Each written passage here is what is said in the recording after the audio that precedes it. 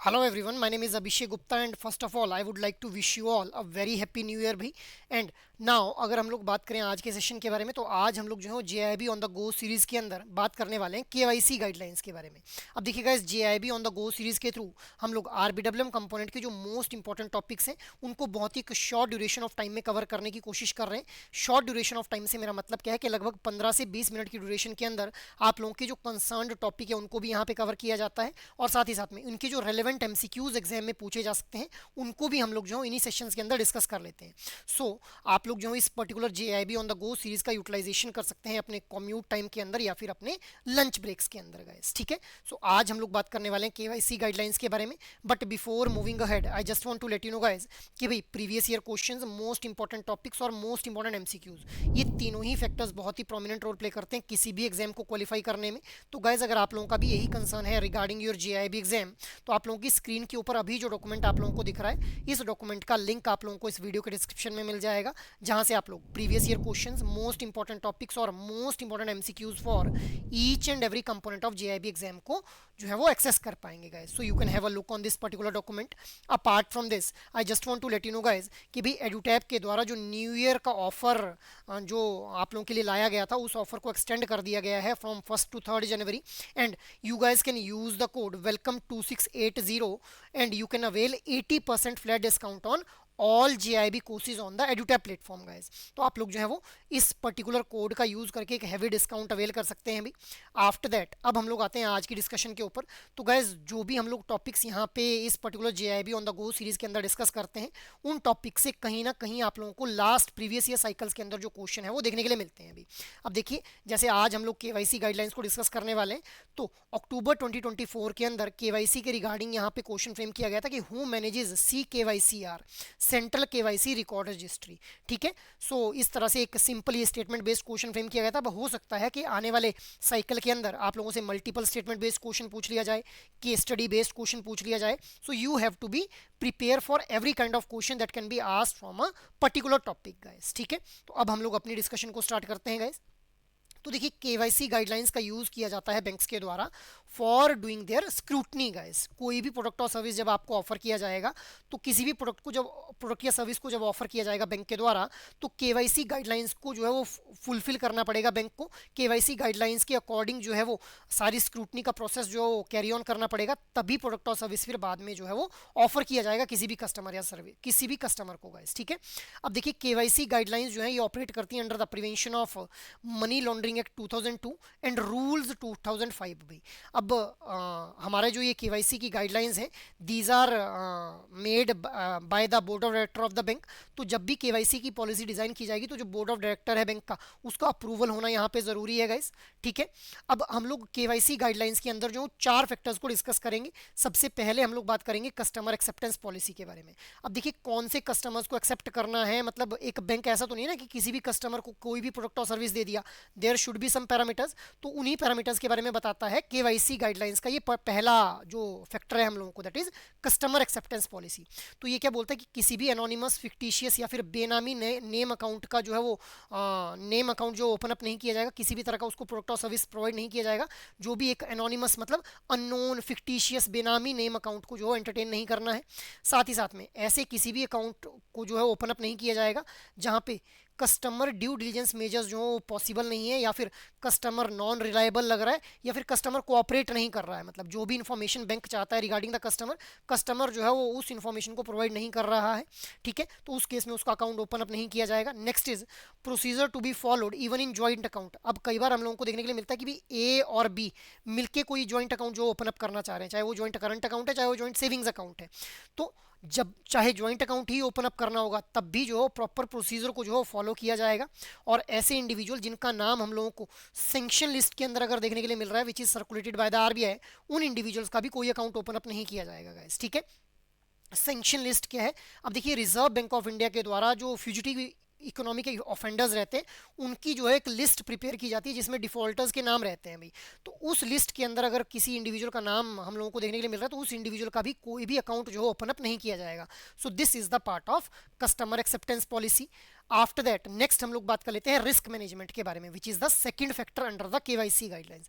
अब देखिए guys, risk management क्या है। अब जो बैंक्स हैं उनके द्वारा कस्टमर्स को कैटेगराइज किया जाता है into low, medium and high risk category. अब किस बेसिस पे इनको जो डिवाइड किया जाता है, on the basis of customer identity, social and financial status, या फिर नेचर ऑफ बिजनेस एक्टिविटी। तो मतलब जो इंडिविजुअल कस्टमर है उसकी आइडेंटिटी क्या है, ठीक है, उसका फाइनेंशियल स्टेटस क्या है, उसको मंथली इनकम आ रही है या फिर नहीं आ रही है, उसको वो एक सैलरीड इंडिविजुअल है या फिर नहीं है, या फिर वो एक सेल्फ एम्प्लॉयड इंडिविजुअल है, उसका सोशल स्टेटस क्या है, क्या समाज में उसकी ऐसी इमेज तो नहीं है कि भाई ये सबसे उधार मांगता रहता है और वापस किसी का नहीं करता है। तो इस तरह से हम लोग जो है वो इन पर्टिकुलर पैरामीटर्स के बेसिस के ऊपर कस्टमर्स को डिवाइड करेंगे into low, medium and high risk guys, ठीक है। आफ्टर दैट थर्ड जो हमारा यहाँ पे फैक्टर बनता है that is customer identification procedure. अब देखिए, कस्टमर आइडेंटिफिकेशन प्रोसीजर को जो है आउटसोर्स नहीं किया जाता है बैंक के द्वारा। बैंक को अपनी इंटरनल जो रिसोर्सेज हैं उनका यूज करके ही इस कस्टमर आइडेंटिफिकेशन प्रोसीजर को जो है वो फुलफिल करना पड़ता है गाइस, ठीक है। आफ्टर दैट हम लोग बात करते हैं कि जो कस्टमर आइडेंटिफिकेशन प्रोसीजर जो ये फैक्टर है, इसके अंदर हम लोग ये देखते हैं कि किसी भी तरह का एडिशनल ऑफिशियली वैलिड डॉक्यूमेंट की रिक्वायरमेंट नहीं रहेगी एक्सेप्ट दीज। कौन कौन से हैं ये? Passport, driving licence, voter ID card, job card, Aadhaar card and letter which is issued by national population register guys, ठीक है। So these are the officially valid documents as per customer identification procedure. अब इसके अलावा हम लोगों को ये देखने के लिए मिलता है कि मान लो किसी कस्टमर के पास अगर जो कोई ओवीडी है उसके ऊपर अपडेटेड एड्रेस नहीं है। जैसे मान लो एक इंडिविजुअल जो था वो पहले मुंबई में था, वो दिल्ली आ गया है, शिफ्ट हो गया है, तो उसके जो ओवीडी है उनके ऊपर उसका ऑफिशियली जो करंट अपडेटेड एड्रेस है वो तो नहीं है। तो उस केस में इंडिविजुअल के द्वारा अगर अकाउंट ओपन अप किया जाना है तो उस केस में वो यूटिलिटी बिल दे सकता है, म्यूनिसिपल टैक्स की रिसीट दे सकता है, पेंशन या फिर family PPO that is pension payment order can be given by the individual customer, letter of allotment of accommodation from the employer can be given in place of OVD, क्योंकि अभी OVD के ऊपर जो है उसका updated address नहीं है। But हाँ, OVD with the updated address with the updated current address within 3 month of submitting the above, जो ये अगर यूटिलिटी बिल सबमिट किया हो तो उसके 3 महीने के अंदर अंदर जो है वो officially valid document with N updated address जो कस्टमर को सबमिट करना पड़ेगा। सो this is also a part of customer identification procedure under KYC guidelines. After that हम लोगों को ये देखने के लिए मिलता है कि भाई क्या कुछ अदर डॉक्यूमेंट्स जो रिक्वायर्ड रहते हैं। तो e KYC service of UIDAI, मतलब जो इलेक्ट्रॉनिकली भी KYC know your customer guidelines को जो है वो फॉलो किया जा सकता है। अब it is also a valid process for the KYC verification. अब इस केस में एक रिसेंट फोटोग्राफ जो रिक्वायर्ड रहेगा कस्टमर का, along with this other documents जो कि एक बैंक की जो पॉलिसी है उसके अंदर स्पेसिफाई किए गए हैं related to the nature of business specified by the bank भी। मतलब बिजनेस, हर एक अलग अलग तरह की बिजनेस एक्टिविटीज़ देखने के लिए मिलती हैं, तो हर एक बिजनेस के अकॉर्डिंग किस तरह का जो है वो डॉक्यूमेंट रिक्वायर्ड है वो बैंक अपनी पॉलिसी में जो है वो स्पेसिफाई करता है guys. So these other documents will also be the part of customer identification procedure. After that अब हम लोगों को देखने के लिए मिलता है कि जो prevention of money laundering act है उसके अंदर अमेंडमेंट होती है 2017 के अंदर, और उसके बाद से मैंडेटरी डॉक्यूमेंट बना दिया जाता है आधार कार्ड और पैन कार्ड को for the customer identification procedure. और अगर किसी के पास परमानेंट अकाउंट नंबर नहीं है तो उस केस में इंडिविजुअल को जो फॉर्म 60 के अंदर डिक्लेरेशन अपनी देनी पड़ती है। अब यहीं पे एक एक्सेप्शन भी हम लोगों को देखने के लिए मिलती है कि भाई rule 114 B of income tax rules क्या बोलता है कि अगर टाइम डिपॉजिट कस्टमर के द्वारा किया जा रहा है ऑफ अमाउंट लेस देन 50,000 या फिर बीएसबीडी अकाउंट ओपन अप किया जा रहा है तो उस केस में जो परमानेंट अकाउंट नंबर है उसकी रिक्वायरमेंट नहीं रहेगी। बट अगर कैश डिपॉजिट जो 50,000 से ज़्यादा होता है तो उस केस में फिर permanent account number will be required guys, ठीक है। आफ्टर दैट नेक्स्ट हम लोग बात कर लेते हैं वीसिप के बारे में, which is also a part of customer identification procedure. तो वीसिप क्या है? Video based customer identification process guys. अब यहाँ पे हम लोगों को देखने के लिए मिलता है कि भाई ये एक फेशियल रिकॉग्निशन मेथड है which is alternative method for the customer identification procedure. अब यहाँ पे due diligence will be done by the bank official along with this. Due diligence का मतलब क्या है कि भाई प्रॉपर वेरिफिकेशन की जाएगी बैंक के ऑफिशियल्स के द्वारा। इसके अलावा बैंक के ऑफिशियल जो सिक्योर, लाइव और इन्फॉर्म्ड कंसेंट जो है वो इंडिविजुअल का लेंगे based on the audio visual interaction. Along with this audit trail is necessary. Audit trail necessary होने का मतलब क्या है कि भाई कस्टमर का जो प्रॉपर एक बैकग्राउंड चेक यहाँ पे किया जाएगा इन केस ऑफ वीसिप। अब ये जो वीसिप है it is treated at par with face to face customer identification procedure as per the RBI master directions guys. So this is VCIP भाई। आफ्टर दैट नेक्स्ट हम लोग बात कर लेते हैं यहाँ पे मॉनिटरिंग ऑफ ट्रांजेक्शंस के बारे में, which is a fourth factor under the KYC guidelines. अब देखिए जो भी ट्रांजेक्शंस जो परफॉर्म की जाएंगी अकाउंट्स के ऊपर, उनकी मॉनिटरिंग करनी रहती है हम लोगों को, क्योंकि हो सकता है कि किसी कस्टमर ने करंट अकाउंट ओपन अप किया है और उस करंट अकाउंट के थ्रू किसी इलीगल एक्टिविटी के अंदर जो है वो फंड्स को चैनलाइज कर रहा है guys. So that is why monitoring of transaction is also a part of KYC guidelines. तो ये हम लोगों ने केवाईसी गाइडलाइंस को डिस्कस कर लिया। आफ्टर दैट नेक्स्ट हम लोग बात कर लेते हैं सेंट्रल केवाईसी रिकॉर्ड रजिस्ट्री के बारे में, जहां से क्वेश्चन हम लोगों ने देखा कि प्रीवियस साइकिल के अंदर जो था वो फ्रेम किया गया था। अब देखिए सेंट्रल केवाईसी रिकॉर्ड रजिस्ट्री अगर हम लोग बात करें, सो विच इज द, जहां पे जो केवाईसी के जो भी रिकॉर्ड्स हैं उनको मेंटेन किया जाता है, उसी को हम लोग क्या बोल रहे हैं, central KYC record registry. And who is acting as a central KYC record registry? So SARSAI is the body. SARSAI क्या है?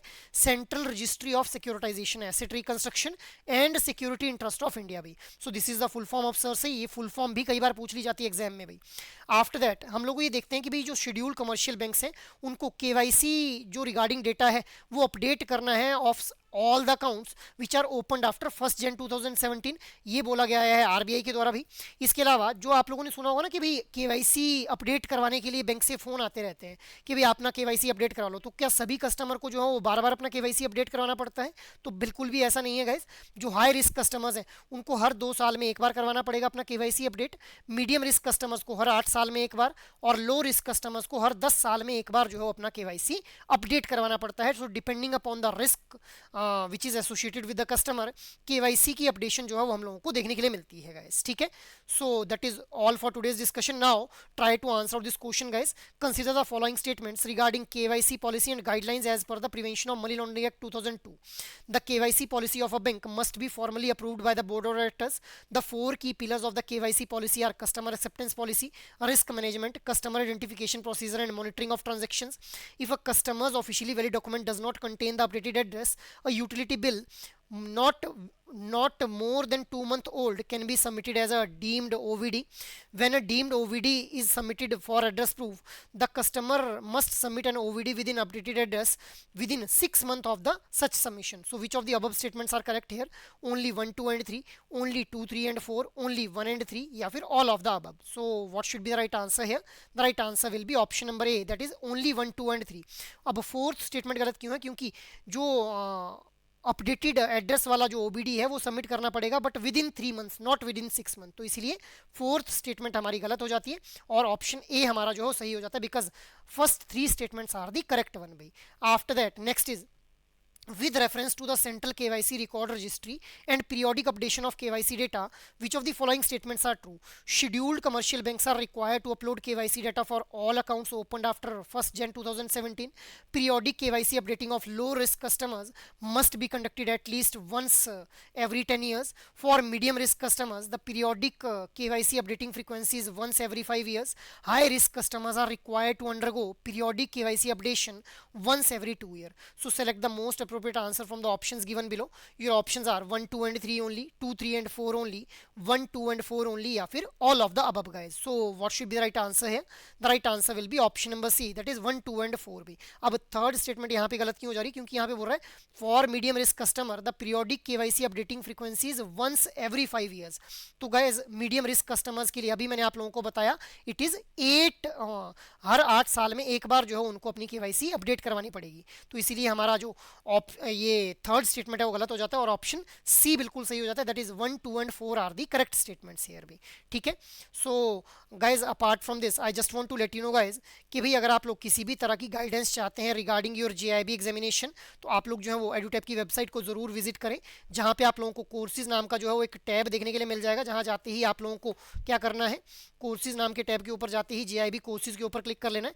अब जैसे ही आप लोग जेआईबी कोर्सेज के ऊपर क्लिक करेंगे तो आप लोगों को स्क्रॉल डाउन करते ही यहाँ पे जो है वो देखने के लिए मिलेगा कि भाई अलग अलग तरह के कोर्सेज यहाँ पे अवेलेबल हैं आप लोगों के लिए। अलग अलग तरह के कोर्सेज जैसे जेआईबी के लिए कंप्लीट मास्टर कोर्स, जहाँ पे जेआईबी के चारों कंपोनेंट्स की आप लोगों को कॉम्प्रिहेंसिव प्रिपरेशन करवाई जाएगी। अलॉन्ग विद दिस यहाँ पे आप लोगों को जो है वो जो कॉम्प्रिहेंसिव प्रिपरेशन करवाई जाएगी गाइज, यहाँ पे आप लोगों को साथ एक तो कंसेप्ट क्लासेस इस मास्टर कोर्स के अंदर जो है प्रोवाइड की जाएंगी।